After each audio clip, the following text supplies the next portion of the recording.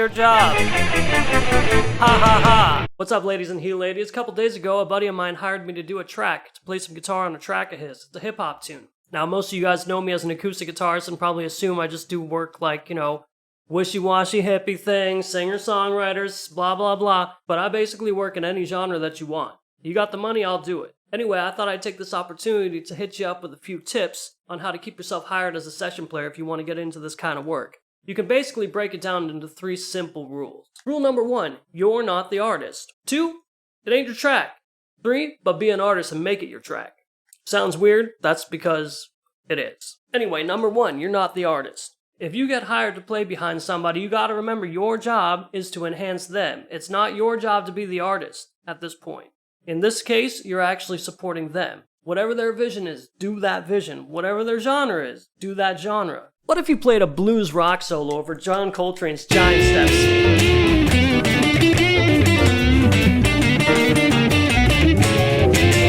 No, it's not gonna work. But what if it did?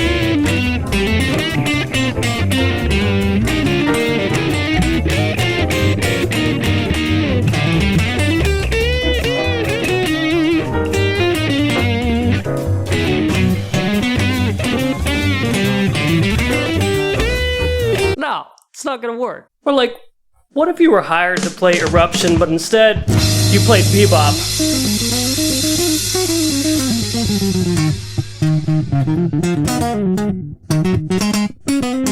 No.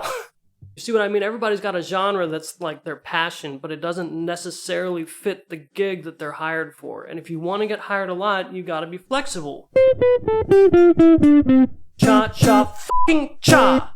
So here's what my buddy wanted for the hip-hop track. This is actually the email that he sent me. I'd love for the guitar solo to start out mellow for a few seconds, building on that existing lick that I mentioned above, and then like an explosion of some big, and I don't know why this is censored, big dorky jazz licks before it ends mellow again. In a perfect world, it's the solo that was played in a dark after-hours club in the 80s, and like Rick James turns to look at the guitar player after it's done, and he lowers his sunglasses and they lock eyes for a second, they both go, God damn. So naturally, I did my best take on that, and here it is.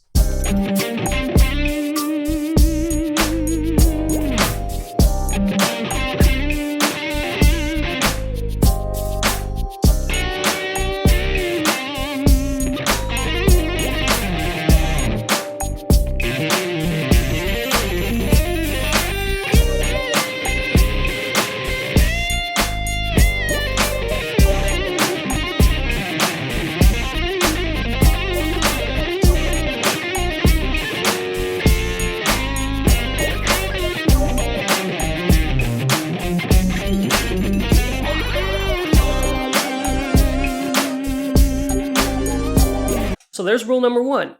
Just follow your orders. You're not the one doing the hiring, so, whatever their vision is, do it. You can still be creative within that vision, but that brings us to tip number 2. It's not your track. Listen, man, if you go to a McDonald's and you tell your boss, you're like, hey, Doug, I've got a better formula for burgers than your McDonald's franchise. He's gonna laugh at you and he's gonna fire you. Not because your burgers are better, but because just don't do that. Don't be a dick. I mean, absolutely play your best. Do your best take. But don't be a hero. Don't play all this fancy stuff. Play your hottest licks, blah, blah, blah. Because what's going to happen is you might actually take attention away from the artist. And while that might sound like a good thing to you, that artist is never going to hire you again. Ever. Because everybody's going to be like, oh, well, who's your bass player? Who's your guitar player? And they're going to be sick of you. I'm actually guilty of that myself on many occasions. For example, here's what I wanted to play over my buddy's track.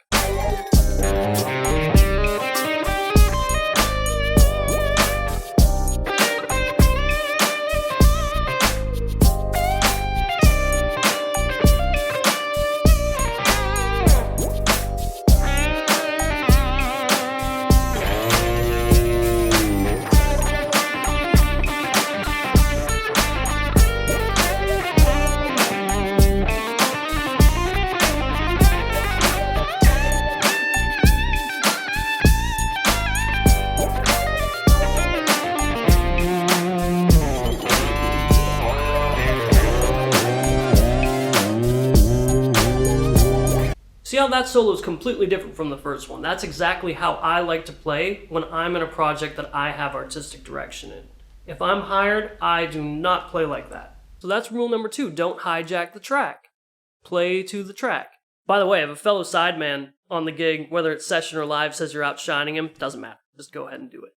Tip number 3, be an artist and make it your track. Okay, so this sounds completely counterintuitive because I just said to you, hey, don't be an artist, don't hijack the track. Don't do that stuff. Focus on tips 1 and 2, as I just said, but put all of your creativity into the space between those tips. If that makes any sense. If you can do that, you're going to sound like yourself and you're going to do your job. And you're going to get hired and hired and hired. And the best way that you can do that is to really pay attention to your artist and listen to the song a lot before you ever hit record. Make sure you know the tune. Ask yourself a couple of questions. What's the bass line if you're playing over it? What's the guitar line if you're playing bass under it? What's the groove of the whole tune? What's the general vibe of the tune? If you were listening to this yourself, what would you like somebody on your instrument to play as a part? Think about it that way. Don't jump to your instrument right away and play what you like. Think about the tune. So like if you're a guitarist, you would go, okay, so do I need a little bit of drive? Do I need some chorus? Do I need delay or whatever? Or if you're a bass player, you could be like, is this fretless or is this fretted slap or is it finger bass? If it's drums, you're like, okay, it's a waltz, so does that mean I should put a blast beat or should I do speed metal? Okay, so listen to this track. Obviously, the most important thing is the drums and the bass. It's in C minor.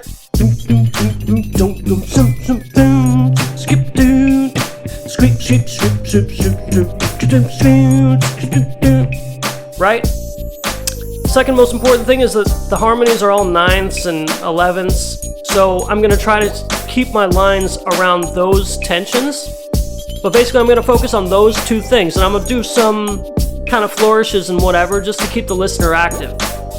I'm going to try to play this whole thing as far behind the beat as possible because I think that will actually enhance what's happening in the bass and the drums. So let's see what happens here.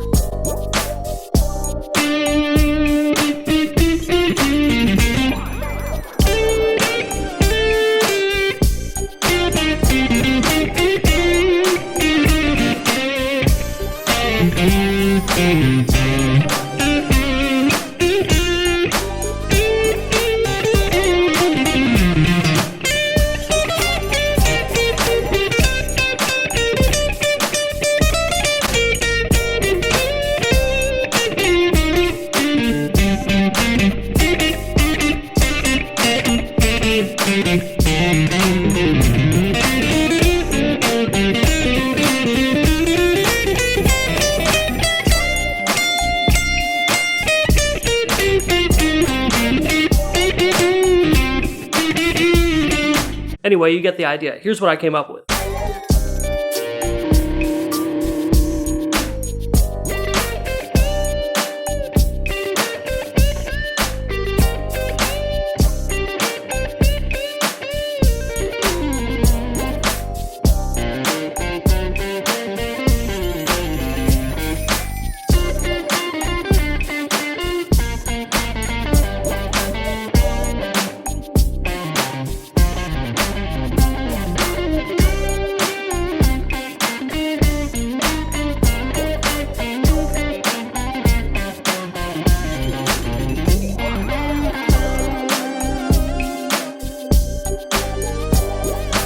I feel like this third solo really exemplifies my creative style, like my rhythmic ideas and all that sort of stuff, and really complements the track a lot better than the first and the second one. Let me know in the comments which solo you liked the best. Maybe you didn't like the third one. Anyway, I know it's kind of weird that... Anyway, I know it's kind of weird to think of doing a gig this way where you basically feel like your creativity is totally stifled, but actually it's just getting redirected into a stricter set of parameters. And it can actually be kind of a lot of fun to see if you can still kind of slide in a little bit of your signature sound into a different thing. And if you can do this in one genre, you can do it in basically any genre. It just takes practice and experience. You know, I'm basically a cha-cha master. Alright, ladies and he-ladies, hope you enjoyed this episode of Much More Than the Tip, where I give you more than just the tip. Don't forget to subscribe and hit that puberty bell. Oh yeah, and here's a bonus. Tip number 4. Get the job done on time, dick.